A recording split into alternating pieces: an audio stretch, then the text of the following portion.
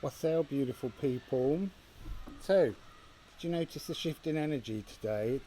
I woke up and it was so gorgeous. I don't know how well this reading will go because it's so warm out here. I'm sitting in the shade under an orange tree, but the computer's so hot I've kind of covered it to stop the heat getting on it. But at the moment, the imagery is kind of jumping. But let's just go with it and see what happens. So, what's different about today? Well, yesterday, Black Moon Lilith and the Moon did a conjunction, and that was quite tricky energy. And then this morning, I just woke up and I thought, there's something different today. There's something really completely new that's taking place. So I had a little dig, as I always do, on the astrology and the transits. And actually today is a clearing day. We're, 24 hours away from the solar eclipse. The doors are opening. The energy is changing. And actually what we have today are three important transits. There's a lot of transits, but they're kind of slightly out of true distance. We like to have just 1 degree really to show the truth of the energies. And actually today, if you remove all the ones that are 3, 4 or 5 degrees out, all you're left with is three aspects that are all three of them at 0. So it's like that moment when we went to Null Island and we had the 0, 0. This is 3 zeros. This is a clearing moment before we prepare ourselves for the solar eclipse tomorrow and our exit. And the interesting thing, which we will get to, but I'm just going to mention now, is that Mercury is going retrograde. And the sun tomorrow for the eclipse will be at 19 degrees, as will the moon, obviously, in Gemini. But Mercury is going backwards, and it's about to go into conjunction with them because it's at 20 degrees. So this really is a kind of extra energy of communication. And what I'm being told is what we've talked about, that notion of how do we move forwards, all those conversations we had with Janus, what we need to do is we need to prepare a kind of a statement to the sun and the moon through the energy of Mercury to state where we intend to go in the next 6 months. And look, if you don't know everything about where you want to go, just choose one thing. Choose one thing that you want to make different about yourself and believe is an energy that you deserve to flow with. And tell the sun and the moon, thank the sun and the moon, show gratitude and move into that energy. So, we're going to look at, first of all, the 3 0 0 aspects. This could be a long one, unless the computer gives up. So, we're going to actually use the Odin deck to talk about the cosmology, the energies of the music of the spheres. And then we're going to use the Shamanic Oracle deck to talk about the kind of how that applies to us in the real world. So we're beginning with Saturn squaring Pluto. No, sorry. Saturn squaring Gaïa. Uranus.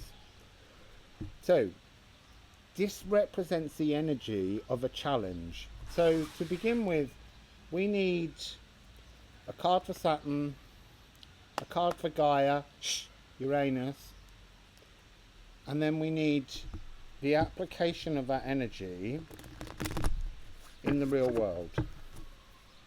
That's interesting. I've just taken the deck and somehow I've crossed the energies of them, so half the cards are in reversal. Not that I'm reading them, but it's just an interesting observation about how the energies are really mixing up at the moment. There's lots of new things. You see, I did a naughty thing. There's a lovely energy to do with Bellatrix and Orion. Might have to do that tomorrow with the eclipse.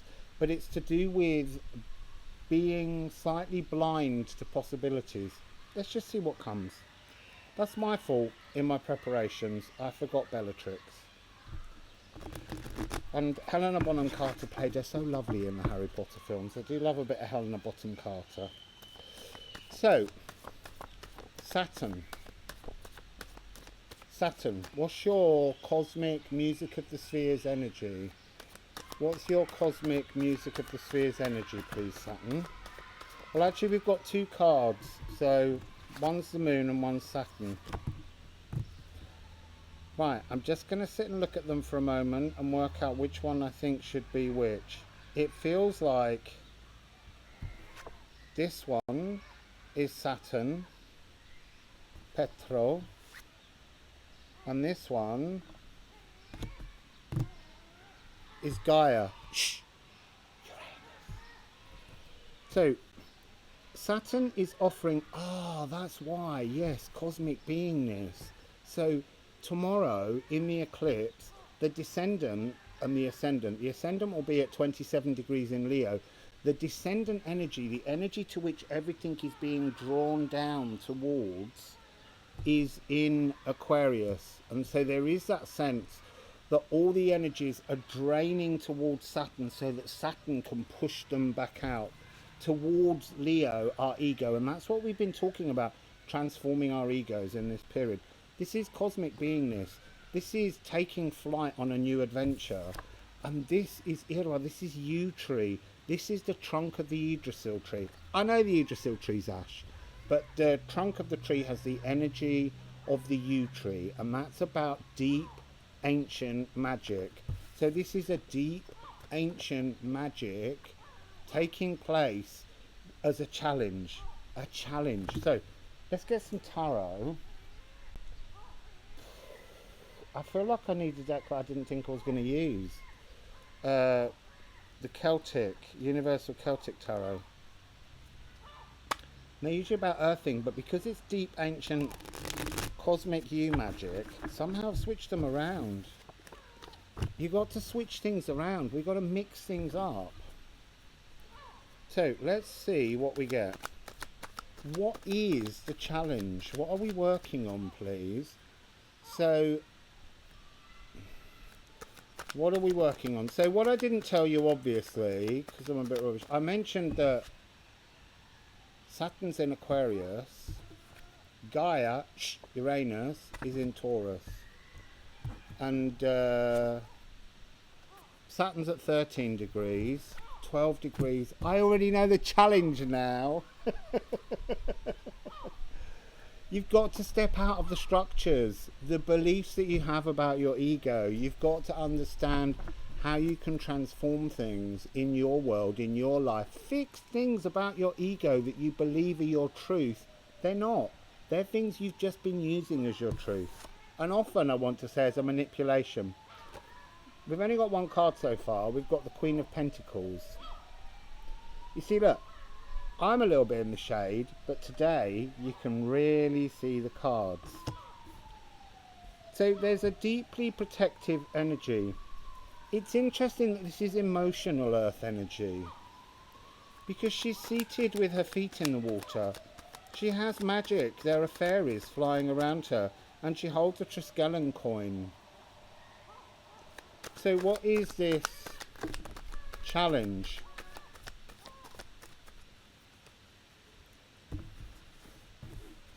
There's three here that are face down, but there's one that's actually fallen directly into the gap of the challenge, and it's the moon. Card 18. 818. I need to say 818 right now. I want to also say, if you're the 818th person that watches this video, that will also be a little cosmic magic. So whoever it is, if you notice, comment and say it was me. I'm not saying you get a gift from me. But somehow I was told that there was something to do with the number. 818 is important because today, in this 000, the sun and the moon, the sun is at 18 degrees and the moon is at 8 degrees. So there's this 818 frequency that's moving towards two 19s. 19 and 19 is obviously, both of them are 10s. So completions and new beginnings at the point of the eclipse. And they add up to 2, which, when you look at Mercury coming at the same point at 20, you get 4. It's a healing. There is a healing taking place at the eclipse tomorrow. But what's the magic? It's personal. It's an esoteric door. But what I am being told is, look, she's presenting new emotions to the world. Bringing new energy, this idea of creating a speech for the sun and the moon. Oh, and there is the sun and the moon in these two cards. I'm presenting that energy through Mercury to the Earth, to Saturn, because Saturn represents the lower heart chakra. You see, it's all fitting together now. I love it when I don't know what I'm doing. It's Galdr magic. And Galdr is from the Old English verb garlan, and you have the nightingale, to speak in the night, to speak in the darkness, to speak in the moment of the eclipse. Okay? So the eclipse is at something like 10:43 GMT. But don't take my word for that one, because I've got too many numbers in my head. So what do we have here? Manannan is here, riding the back of a dolphin.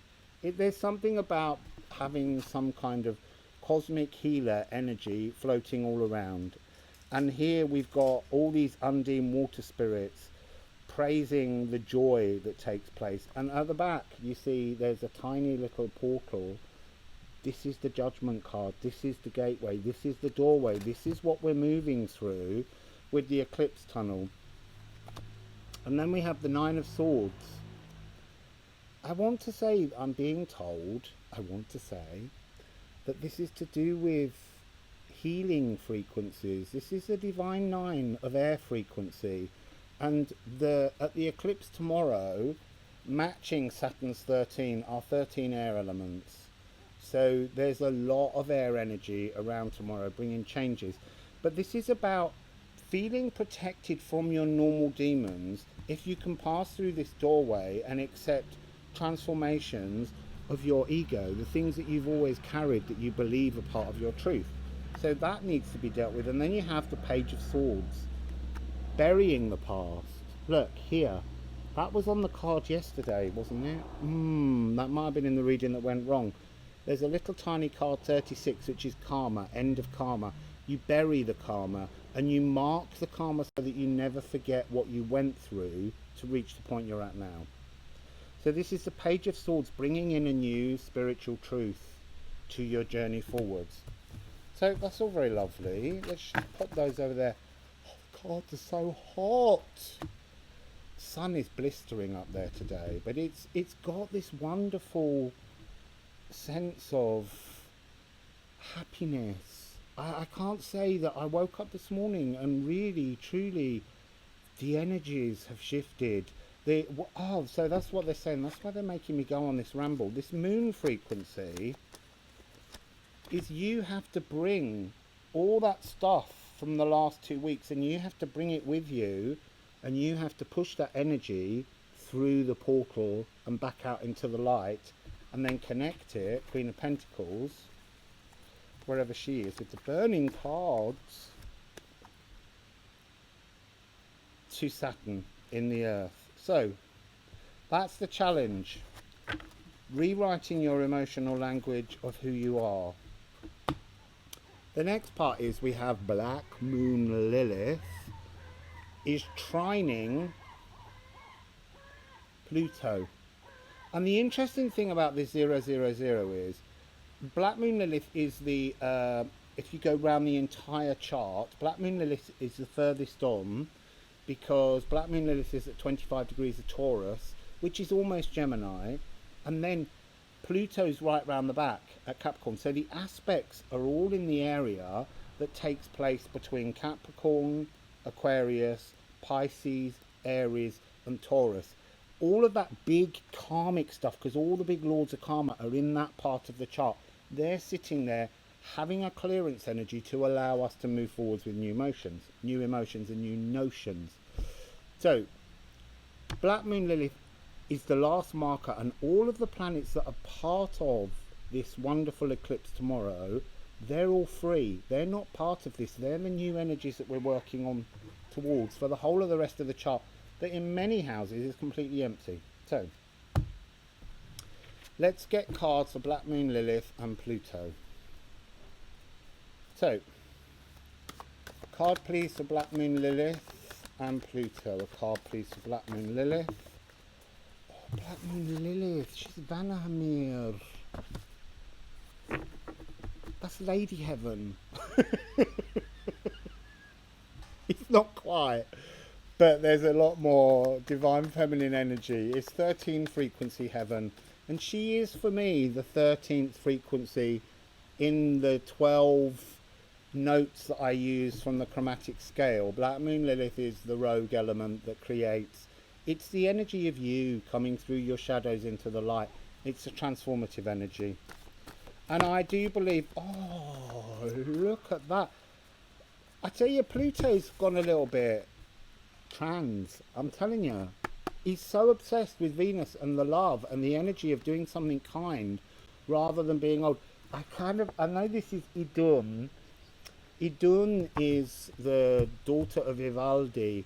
Ivaldi is a dwarf, and we don't often hear the names of his children, but they're often talked about as the elder children of Ivaldi.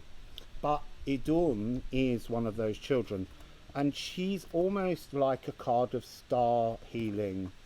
At least she will be in my tarot deck. And she is from Elfhamir. She's one of the light elves. She's something that's more beautiful than the sun, but she's talking about, that's so interesting. This is inner health, and this aspect of Black Moon Lilith going trine Pluto is to do with inner power and authority. We're bringing, I want to say, friendly gut bacteria. It's like they're working with you on diet. I know that subject keeps coming up, but it's an important energy to put the right intention on the food that we put into our bodies. So, I didn't put a shamanic on that last set, but I will on this one. They just shouted at me. They went, "What about us?" Has it still got? He's still on the bottom. That sorcerer, saucy sorcerer. So, what is the journey? What is the journey of this? What is the journey of this Vanahamir Black Moon Lilith with Pluto all kind of loving and... Right, that's really interesting. They want to talk about there being... I've been given a trine frequency. At least I amuse myself when I'm doing readings. So, I suspect I'm going to end up in the blazing sunshine before this reading's over. So, one card fell that side, one card fell the other side. So, the card that's working with Black Moon Lilith is the Knight of Cups. So, I want to say this is linked into, that's very odd, he's under the water, this Knight of Cups, in amongst the seaweed. And he's riding this wonderful... I want to say, I know it's a horse, but they're talking to me about it being the mergoat, being Capricorn, and that's where Pluto is. So that's really interesting, because it is a horse. It is a horse, but they're saying you have to see it as the mergoat. This is Capricorn energy, but in its watery, emotional energy that we never allow Capricorn to have. So what do we have on the other side in Pluto? We have the Zero card. This is what this energy is about. This zero clearinghouse on old emotions that don't belong to us, that we apply to ourselves because we have set patterns. And this is like Ivaldi. This is kind of, the energy of elf, light energy, the frequency of Elfhamir coming through. He's got a magic mushroom on his back. He's using it as a sunshade. I could do one of them. I've just got this one behind me, but it's not. I should have put it over the table.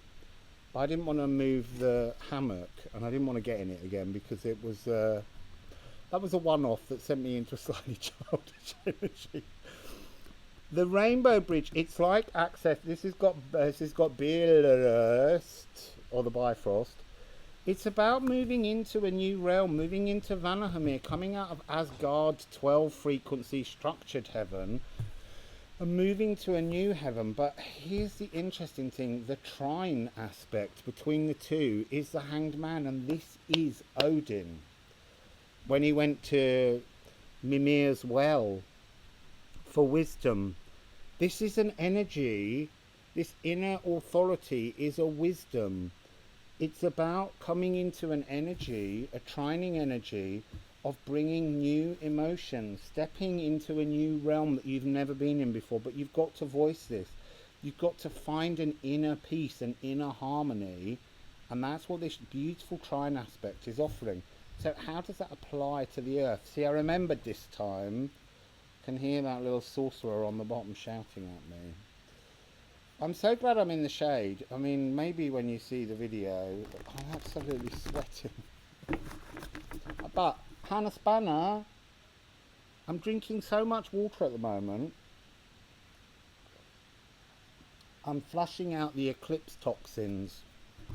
Idun, inner health.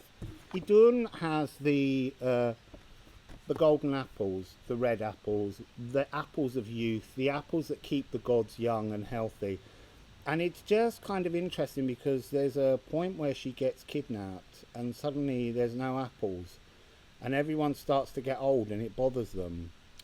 And actually, really, the truth of Idun's apples is if you hang on to the structures in your life, the things that you cherish, the nostalgias that remind you of a beautiful time once, you get old. You get younger when you move into 13 frequency and flow and allow the new energies to be part of your life. I'm drinking sweat. So, how does this apply? Let's get on to how does this apply. I have rifled them once because the sorcerer's gone. How does this apply? The split is giving me Middle Earth, Midgard, and the circle, the entire community. It's applying to all of us. So, how does this energy of Black Moon Lilith trine Pluto work? Oh, there's a breeze. It just went across my back. It was lovely. I'm almost at the stage where I'm going to have to start doing naked readings. I do apologise, but it's warm.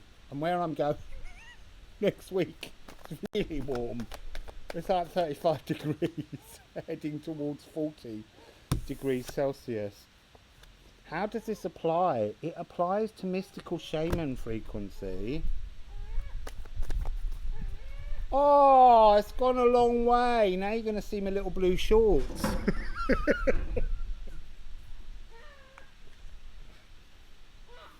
I've got my 1970s shorts on because I didn't think anyone would notice. The Holy Mountain. It's like the 00 is a setup point to become something new. At the point of the solar eclipse, it's not, you won't transform immediately, but you set this Galdr intention to make that apply to your world. So let's just get a couple of cards from the tarot on that. Oi! Those ones didn't fall. I don't want them, but I'll have that one in my arm. Crook of the arm. How does that apply? Page of Wands, 8 of Wands. 2 cards of fire. Pulling down the energy of the cosmic trine that's taking place today between Black Moon Lilith. You know, those old, dark, demonized energies that we carry around ourselves. I want to say self-hatred. Remember, yesterday, the Moon and Black Moon Lilith passed each other. They did a conjunction, and that's an awkward frequency because it's like seeing the front and the back of the moon at the same time. And now that the moon's gone past, Black Moon Lilith is now reflecting backwards to where everything began, right back in the full moon in Sagittarius, and pulling all those motions forwards to transmute them, to change them and bring a new frequency. So reach up. What am I getting here? There's a lot of protective runes around. It might be that we need to do, not now because there's no time, but bind runing. You know, I nearly wore my bind rune today. How funny. I only put this one on because it's the very thinnest shirt I have. So it's a new passion. It's a new connection between you and the world. And he is very much like a young, fresh, new mystical shaman working with cosmic energies. And you have the 8 of Wands. And that's this is almost, I want to say this is this relationship between Pluto and Black Moon Lilith. Black Moon Lilith, when you can face the darknesses that she brings towards you, all the nutrition that she sucks through, she gives you the energy to feel more light. And so I'm being told that this is just them. And she's working fast. She is, because tomorrow's the eclipse. So do some Galdering. Prepare yourself some prose. Like the Prose Edda. The Norse stories. And there's the Poetic Edda as well. If you don't know much about them, ask Rob at Rob's Tarot, because he did a lovely reading once where he flicked through and he chose parts from the books. It was gorgeous reading. I really enjoyed that. If I can remember, I'll try and find it for you, but I probably won't be able to find it. Just ask Rob. Just hassle Rob. He'll tell you. So, now we need to look at the other zero aspect, which is Chiron sextile Saturn. And that one is at 0 degrees and 54 minutes, which is Divine 9. So this one is to do with harmonious healing. So let's get a card for Chiron. Card for Chiron, please. A card for Chiron, please. That's so funny. It's Tyr for Tuesday. Tyr was day. And he sacrificed his hand for his love of Fenrir when the gods tricked Fenrir so that they could bind him because they couldn't trust him. And that's, I'm being told, it's an energy of trusting yourself. That's how you remove wounds. It's trusting your own energy to move forwards from them. And then sextile Saturn, Saturn, Saturn, Saturn. Remember, we're saying this Galdr poem or prose or incantation to Saturn, because everything's descending down to Saturn for Saturn to launch new ideas, because Saturn's one of the lords of karma, Pluto's the lord of karma, and Jupiter's the lord of karma. But Jupiter's a little bit quiet at the moment because he's kind of getting ready to leave home where he's happy with Neptune and pop back into Saturn's realm in Aquarius. So that's so funny. So we've got the rune Tirwas, Tuesday. This is the rune that represents Tyr. So what is Chiron sextiling Saturn about? It's about a harmonious healing, but you have to sacrifice something for the healing. Oh, that wind. That's those 13 air energies, air elements going round. Oh, it's so lovely. Let me have another sip of water with Hannah Spanner. Cheers, Hannah. Nearly run out. So we need to know what that's about, because it's a single energy. It's like this moment, this is so harmonious, this healing, and we've got part of another bind rune. You might need to go back to that reading I did about Dark Eve and Black Moon Lilith and bind runes, and learn a little bit about how you could go and look at the runes and find runes that feel like they represent the journey you want to move forwards, and try and join them together. There's lots of people that have already created runes. I've just recently discovered that I have a bit of a gift for rune binding, and now I've learned to write in runes. That's been fun. So what do we have here? That's so funny. We've got the Seven of Cups. That card tried to come out earlier. This card's about thinking you're ready for something when you're not. And there's a fire dragon, and this fire dragon, there is a dragon serpent that lives at the base of the Yggdrasil tree, but actually this is kind of coming across as Sutra, which is, he's the giant who lives in Muspelheimr. Let me see if I can just quickly find him. And he sits and waits for the end of time. So it's not that you've got to wait till the end of time. What it's saying is Spirit has endless patience for you on your journey. And Spirit doesn't care that we make mistakes and get things a little bit confused and wrong, Spirit's patience is incredible. And you know, my own patience has been terrible, but I've learned some patience recently. I don't know how, but I don't care when things happen. There he is, there's Sutra in Mushbel Hamir. He waits in a land of formlessness that's all fire and passion. And that's a treasure. It's something to want to hold on to. So they're talking about there being a sort of energy of treasuring your fires, treasuring your anger, treasuring divine rage. Understand your divine rage moments, understand your triggers, and don't use them as an excuse, but just let go of them. That's part of moving through. It's no good saying, you know, oh, but that's just a trigger for me. No, that's just using that as an excuse to carry on being stupid and being unfair on others. So they're saying Sutra is about the fluidity of passions and emotions. Allow them to bubble up and rise. So they're saying a little bit like magma as it's coming out of this volcano. This eruption that took place in the Reykjanes area of Iceland wasn't a grand explosion. It wasn't something huge and powerful. It just kind of went, ugh.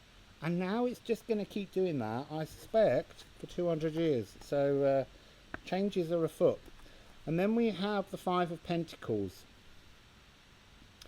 I want to say that this is talking about a contentment from being locked outside. The Five of Pentacles is often about that energy of being locked out. But this is about each of us needing to find some kind of calm. And there's a moon. They're saying to me, talk about the moon energy being pulled in. It's pulling the eclipse door.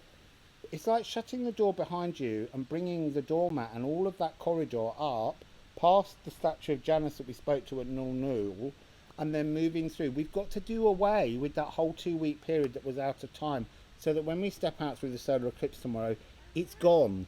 What you're doing is you're bringing it with you in your experiences. And she's very, very content at the fact that she's had time alone, that she's had time to think, she's had time to readdress how she feels about life. So how does that apply to the real world?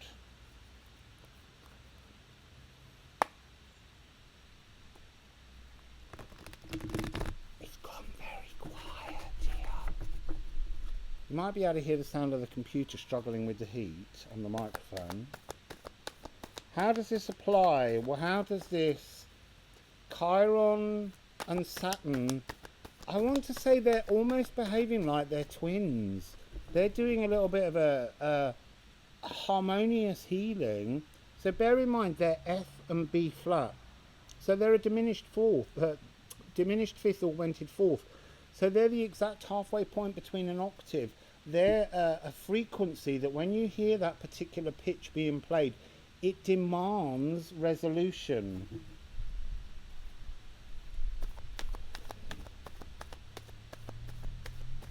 No, they're not. They're a perfect fourth. Sorry, you can't pay attention to me all the time. I was thinking of it as B, and it's F, G. Yeah, but it's a perfect fourth, which is the energy that flows in perfect lines. So ignore the resolution. This is an inner healing that sets your energy flowing on a pathway that moves in perfect form. Thirds and sixths, which we call harmonious, they knock together. They sound harmonious, but there's something in between them. There's a clarity to perfect fourths. It's also what Pythagoras was told by the Hathor priests of India, of Egypt, was the divine cosmic interval. It's the natural interval that our voice jumps up to. So, how does this apply to the Earth? This F and B flat harmonious healing. Oi! So, the first card that came out is Soul Retrieval, and it's 13. It's where Saturn is right now. Where's Chiron? Chiron's at 12. It's that 12 and 13 frequency again. You've got to break the rigid structures of Asgard and move to Vanaheimir, Divine 13, structureless flow. And then we have, so you're retrieving part of your soul with this sextile. And then the next card they showed me, which bounced out, was the arrow. Again, firing the arrow backwards down to the full moon in Sagittarius, the archer. And look, piercing that arrow through the old version of your sacral, your old version of you that didn't truly fully self-love, and bringing that energy with you so that you can transform it as you go through this door tomorrow and complete something about yourself. This is like a world card, but it's a divine 9, and it's something to do with the heart. I want to say a mustardy hot heart, like heartburn energy. Maybe that's to do with the idun, the healthier gut bacteria that's coming. I'm just being given that as information. And it's wrapping something up. It's time to wrap something up. So that's those.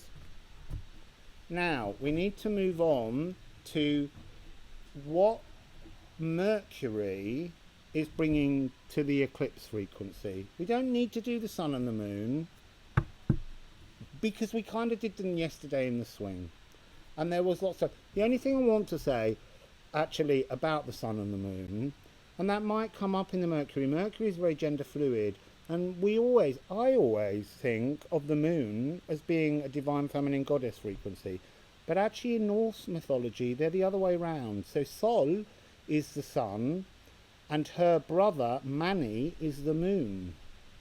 And so I think we're being challenged to change everything, mix everything up, and really try and look at seeing how we need to attach our divine masculine physical emotions that might sometimes involve that sense of anger, the divine rage, and accepting it as being part of the moon's movement.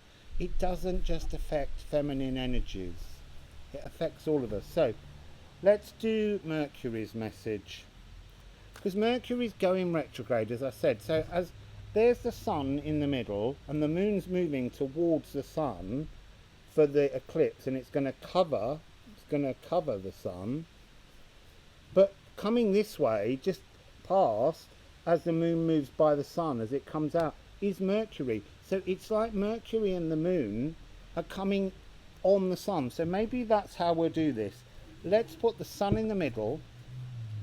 Let's see what the sun is. Let's put the sun in the middle. What's the message of the sun, please? What's the message of Sol on her chariot racing through the sky? I've got 3 cards. I need to see whether they're going to be...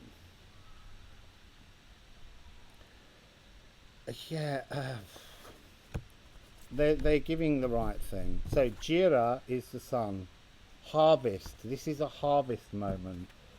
I want to say that this is the moon, Frigg, which is the energy of destiny.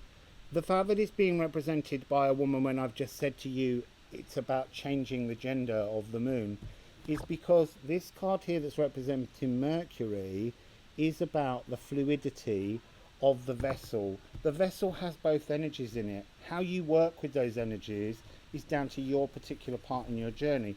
So I find that really fascinating. So I'm going to apply one of these each first, and then some tarot. So we've got one for the sun. The sun has the child. The harvest of the child. It's that the child is always about the trauma of the energies down below. And the moon is represented by the flow of emotions to heal the child. And it's not really about that sort of infantilizing of yourself. We have to grow up. We have to turn this inner traumatic child, and we have to harvest it and turn it into our luminous warrior. And that's an energy that we keep being given. So what's Mercury's message? What's Mercury's part of how this applies to us? What is Mercury's part of how this applies to us? Gathering energies. Mercury is gathering together, and that is sacral energy. It's like Mercury's trying to go in. Mercury's about voicing the ego transformation. I didn't know that. They said that in my head. So let's just do a last few cards before I melt, because I'm beginning to get sweat in my eyes, which is stinging.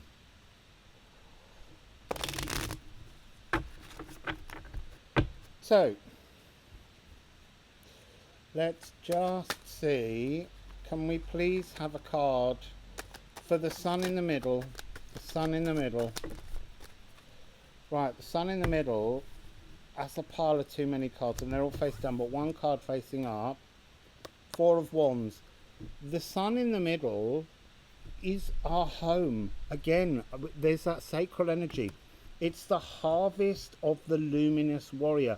The sun is the luminous warrior, but isn't in terms of, we have to place the luminous warrior, the sun frequency of the solar plexus. We have to bring that joy down and extinguish the sadness of the child that has trauma.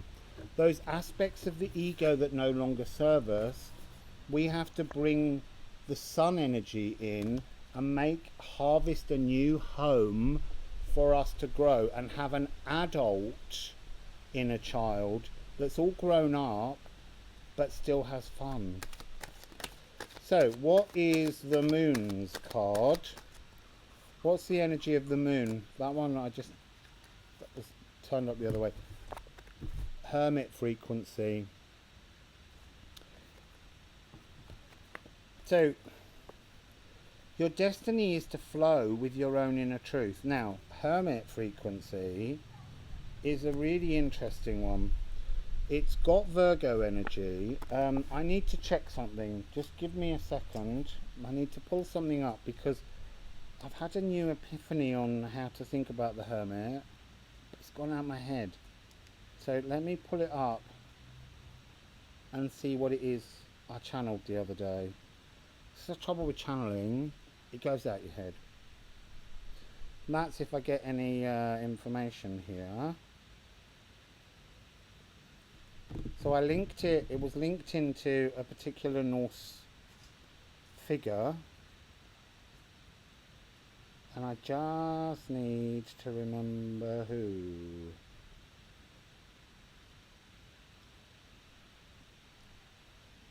Oh, it's Thögn. So Thögn is the mouthless, silent one. There is no battle cry about this because Thögn knows the